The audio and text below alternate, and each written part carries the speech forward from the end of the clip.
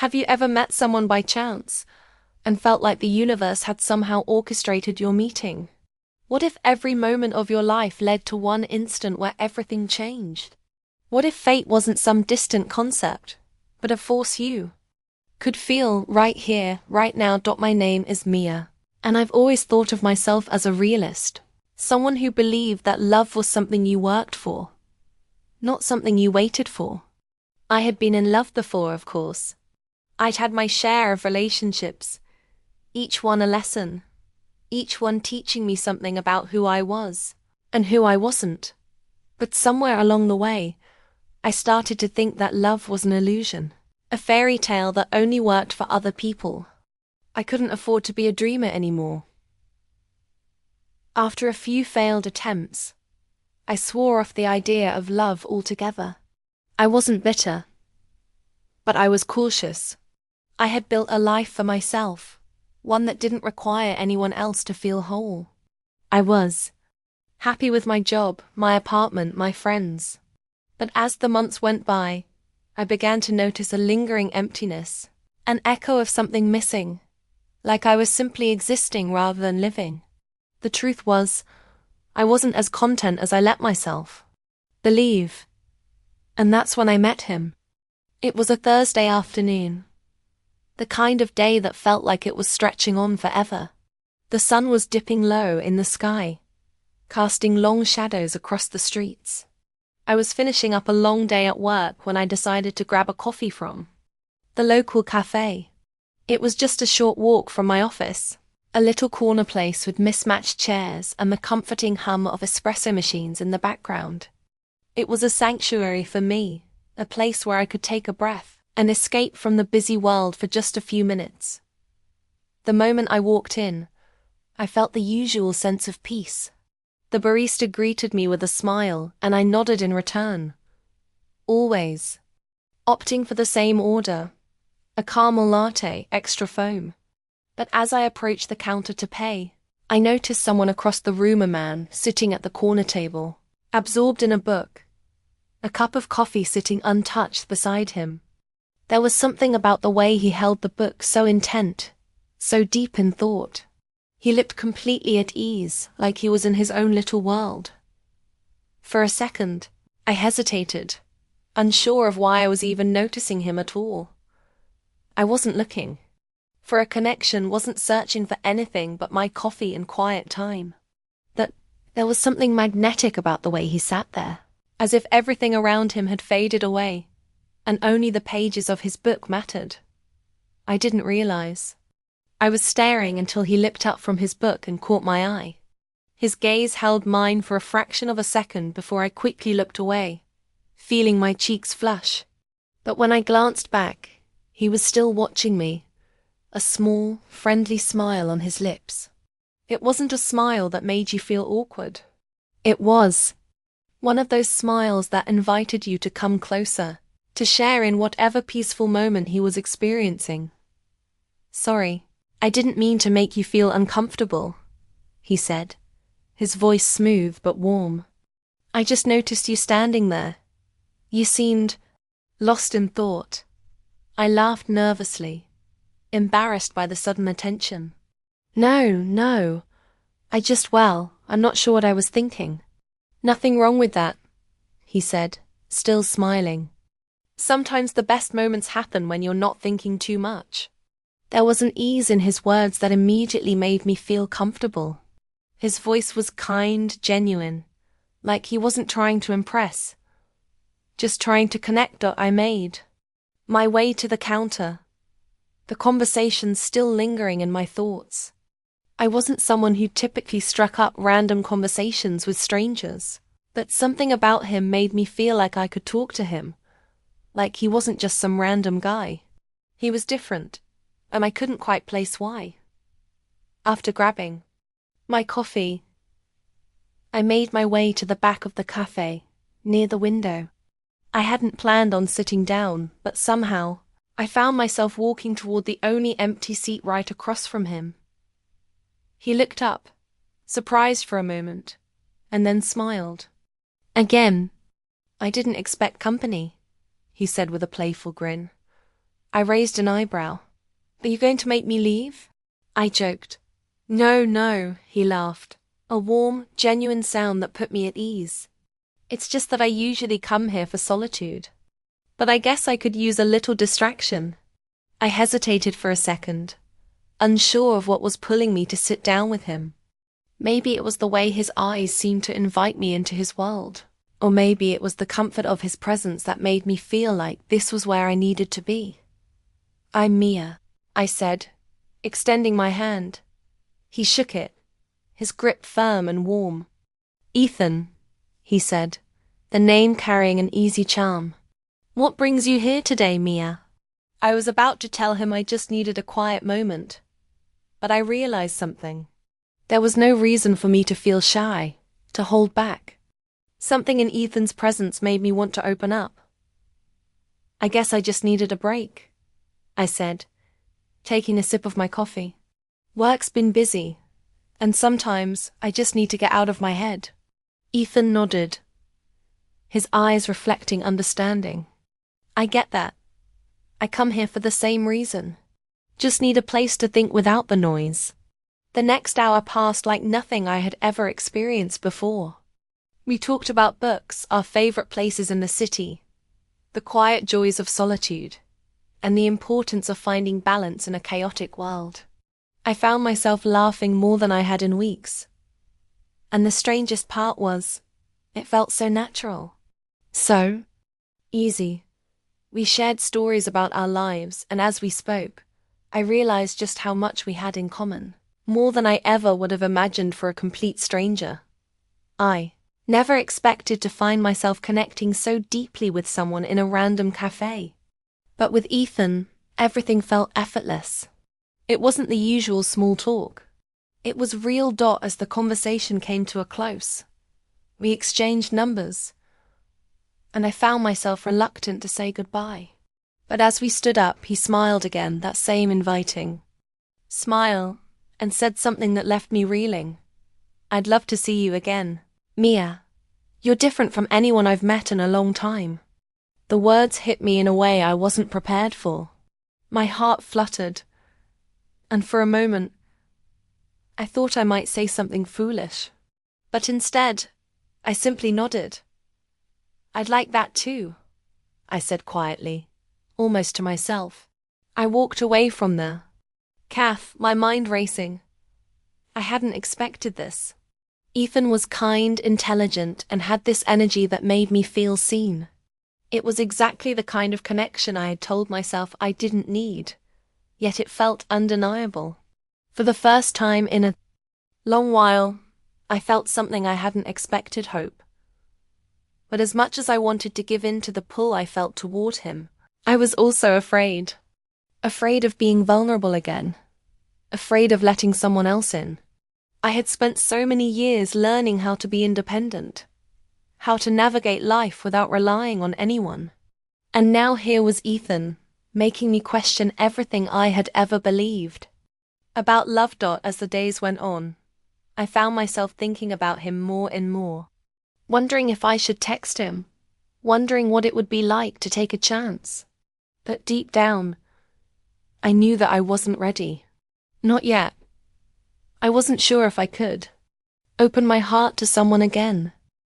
In the days following that serendipitous meeting with Ethan, I couldn't seem to shake the feeling of his presence lingering in my mind. It was subtle at first, a passing thought in the morning, a fleeting image of him as I was getting ready for work. But it didn't take long before those fleeting moments turned into something more persistent. Every time I saw something that reminded me of our conversation, the way he laughed, the way he made me feel like the only person in the room, I couldn't help but wonder if I was making a mistake by not reaching out to him sooner.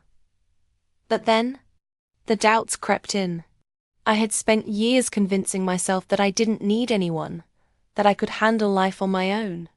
I had built walls around my heart after a string of failed relationships, convinced that the cost of love was too high. If I opened up to Ethan, if I allowed myself to fall for him, I feared I would lose that hard-won independence. What if he hurt me like the others had? What if I was setting myself up for heartbreak, just to end up back where I started alone, and picking up the pieces? The mental tug-of-war was exhausting, and the more I tried to push Ethan out of my thoughts, the more he seemed to fill the empty spaces of my life. I could feel the connection between us, even without seeing him. It was there in every text he sent, every moment we spent talking about everything and nothing. He was becoming a constant, and I wasn't sure how to handle it. I couldn't deny the chemistry between us, though. There was something undeniable about him, something that made me feel like we were more than just a random encounter. But I didn't want to be foolish. I didn't want to get swept up in something that wasn't real. I needed more than just chemistry. I needed stability. I needed certainty. And as much as I wanted to believe that Ethan could offer me that, I wasn't ready to give my heart away again. One evening, a few weeks after we met, Ethan suggested we meet at a park for a walk. I had almost forgotten how much I loved walking, how it let me clear my mind and breathe. I didn't hesitate. When I agreed, the cool autumn evening air felt refreshing, and as we walked side by side along the path, it felt comfortable. I had expected the usual awkwardness that comes with getting to know someone new, but there was none of that with Ethan. It was like we had been walking together for years, with no need to force anything. We talked about our childhoods, how we both grew up in small towns, how our families shaped who we were. As we strolled along the path, I felt myself opening up, telling him things I hadn't shared with anyone in a long time.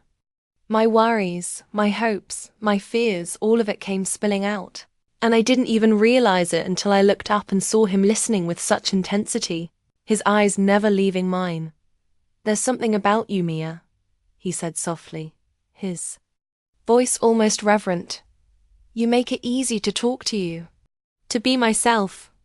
My heart skipped a beat. The sincerity in his words hit me in a way I wasn't prepared for.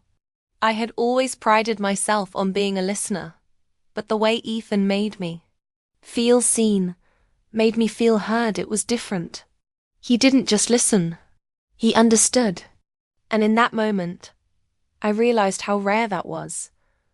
"I don't know why," I said quietly, unsure if I was overstepping some boundary. "But I feel like I've known you forever." He smiled, and his gaze softened, almost like he was relieved to hear that. "I feel the same way." The words hung between us like a promise, unspoken but clear. But even as I felt that connection between us, a knot twisted in my stomach. Was this real? Was it too soon to feel this way? What if I was rushing things, letting myself believe in something that wasn't meant to last? As the days passed, the connection between Ethan and me only deepened. We spent more time together, going on walks, meeting for coffee, and simply enjoying each other's company. But with each passing moment, the doubts in my mind grew louder. I kept thinking about my past, about the relationships I had thought would last, about the times I had opened up, only to be left heartbroken. I wasn't sure I could go through that again. I wasn't sure I could love someone the way I loved Ethan, only to have it all disappear. He didn't seem to be struggling the way I was. When we were together, it was easy, effortless. I could see it in the way he looked at me, in the way he reached for my hand when we sat next to each other, as though he couldn't stand the space between us. But the more he pulled me in, the more I hesitated. Was I being selfish by holding back? Was I denying us something beautiful just because of my own fear? One afternoon, as we sat at a cafe near the park, I noticed how easily he touched me, his hand resting lightly on mine, his fingers brushing against my skin. I wasn't used to the casual affection, to the ease with which he seemed to care. Every little touch felt like a thread, pulling me closer to him, but also making my heart race with panic. He looked at me, a knowing smile tugging at his lips. "What's on your mind?" I could feel myself pulling away, but I didn't want to hide it from him. "I'm not sure if I'm ready for this," I admitted, my voice quieter than I intended. "I don't want to let myself fall for someone again. Not if I'm just going to get hurt." He didn't pull his hand away. He didn't retreat or look at me with disappointment. Instead, he leaned forward slightly, his expression soft, understanding. "You don't have to be ready, right? Now, I'm not going anywhere, Mia. I'm here, no matter what." His words were like a balm to my anxiety, but they also made me feel vulnerable. I had spent so much of my life protecting myself, building walls so high that I couldn't even remember the last time I truly let anyone in. And now, here was Ethan, telling me he was willing to wait. It was too much, and yet, it was exactly what I needed. Despite his reassurance, the weight of my fears still pressed on my chest. What if I was making a mistake? What if I was too scared to let myself love him? Too afraid to truly commit to something that might not last? The logical part of my mind told me that love was about timing, about finding the right person when the time was right. But the emotional part of me, the part that felt drawn to Ethan like a magnet, couldn't silence the voice inside me that said I was setting myself up for heartbreak. As the days turned into weeks, I realized something. I had already let Ethan in. Whether I wanted to or not, he had become a part of my life, and I couldn't undo that. So, the question wasn't whether I should let myself fall in love with him. It was whether I could be brave enough to embrace it without letting fear control my heart. As the days stretched into weeks, I found myself in a constant battle between my heart and my mind. I was falling for Ethan, deeply, but every time I thought I was ready to admit it, to embrace it, my fear would rise up again, fear of being vulnerable, fear of losing myself in someone else, fear of giving him pieces of me that I might not get back. I had spent so long building a life that was mine and mine alone, and the thought of sharing it with someone else, of letting someone else in, felt like stepping off a cliff. Ethan, on the other hand, seemed sure. He was patient with me, waiting for me to come to terms with my fears, giving me the space I needed. But he also made it clear that he was ready. His actions spoke louder than any words. He showed me love, tenderness, and understanding, but I could sense his frustration. He didn't want to push me, but he also didn't want to wait forever. He wanted to know if I was in this with him, if I was ready to take the leap with him. It was one rainy evening when the truth finally came to light. We had been spending more time together, movie nights, dinners, quiet walks in the park, and every time I saw him, I felt this nagging sensation that I couldn't ignore anymore. The feeling that I had waited long enough. The feeling that it was time to stop hiding behind my fears and embrace the love that had been growing between us. That night, as we sat on the couch in his apartment, our legs tangled together under a blanket, the tension that had been building between us finally broke. "I don't want to keep pushing you, Mia," Ethan said, his voice soft but serious. He turned toward me, his eyes searching mine, like he was looking for something, some answer that I hadn't yet given him. "I care about you. I want to be with you, and I think you feel the same way. But I need to know if you're ready for this, for us." My heart pounded in my chest, and I could feel the words rising to the surface, but I didn't know if I was ready to say them. I looked at him, his face so close to mine, and I felt an overwhelming sense of both fear and relief. The fear of what could happen if I let go, and the relief of finally facing the truth. "I am ready," I whispered, my voice barely audible. "I've been so scared, Ethan. I've been scared of falling, scared of losing myself again, but I know now that I don't want to keep living in fear. I want this. I want us." He smiled, that beautiful, easy smile that had made me fall for him from the very beginning. But there was something else in his eyes, something deeper, something more certain. "Then let's do this," he said softly, pulling me closer. "Let's see where this goes. Together." The final goodbye. It wasn't long after that night that everything shifted. We moved forward, taking one step at a time, learning about each other in ways we hadn't before. There were still moments of doubt, moments when the fear crept back into my heart. But with each day that passed, I found myself more and more at ease, more and more willing to trust in the love we were building. But just as things seemed to be falling into place, life had other plans. Ethan received an offer for a job in another country, a once-in-a-lifetime opportunity that he had dreamed of for years. I could see the excitement in his eyes when he told me. I could feel how torn he was, how much he wanted to share this moment with me, but also how much he feared what it might mean for us. The days that followed were a blur. We tried to talk through everything, the logistics, the plans, the possibility of a long-distance relationship. But no matter how hard we tried, it was clear that something was missing. The distance between us, both physical and emotional, started to feel like a wall we couldn't climb over. We were both being pulled in different directions, and the love we shared, though real, wasn't enough to bridge the gap. One evening, as we sat in his apartment, the weight of the situation finally sank in. I could see it in his eyes. The same pain I was feeling. He didn't want to leave, but he didn't want to hold me back either.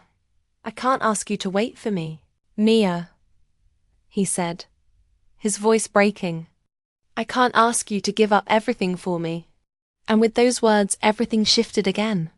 The love between us was real, but sometimes love wasn't enough to overcome the challenges life threw at you. Sometimes love, no matter how deep, couldn't withstand the forces that pulled two people in opposite directions. The next few weeks were filled with difficult conversations, long silences, and a sense of finality that neither of us had been prepared for. We tried to find a solution to make it work, but in the end, we both knew it wasn't possible. The love we had was real, but it was also temporary. And sometimes, the hardest goodbyes were the ones you saw coming, the ones where both people knew it wasn't right to hold on any longer. On the day he left, I stood at the airport with him, trying to hold back tears as he pulled me into one last embrace. We didn't say much. There was no need for words. Everything had already been said. "I'll never forget you, Mia," he whispered, his voice thick with emotion. "You've changed my life in ways I didn't expect. And I'll always love you, no matter where life takes us." "I'll love you too," I said, my voice breaking. "Always." And with that, he turned and walked through security, disappearing from my life. I stood there, watching him go, knowing that our love would remain with me, even if it couldn't last. In the months that followed, I found myself learning how to live without him. It wasn't easy. I had loved him with a depth I didn't know was possible, and the goodbye left a hole in my heart that took time to heal. But as time went on, I realized that love isn't always about forever. Sometimes it's about the moments we share, the memories we create, and the lessons we learn. Ethan had taught me that love could be beautiful, even if it wasn't permanent. It wasn't about the years we spent together. It was about the love we gave, and the way we made each other feel alive. And though our paths had diverged, I would always carry a piece of him with me. As I walked forward into my own life, I realized that sometimes love is a goodbye. A love that was meant to be, that couldn't last. And maybe, just maybe, that was enough.